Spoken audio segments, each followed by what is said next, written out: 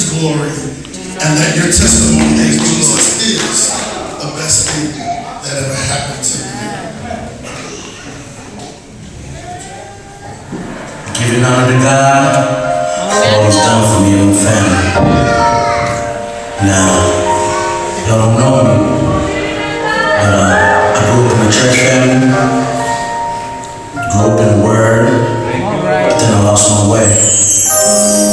It wasn't until I almost lost my life in a car wreck that I know the family's gonna be there through that way. Now, I've done some things that I'm not proud of, but I've done some things that I am proud of. You know, the Bible states you reap what you sow. And a great man of God told me, you don't treat evil with evil, you treat evil with good or with love.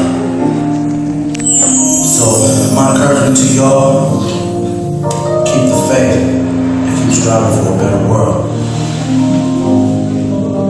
Because if it wasn't for God, I would be nothing.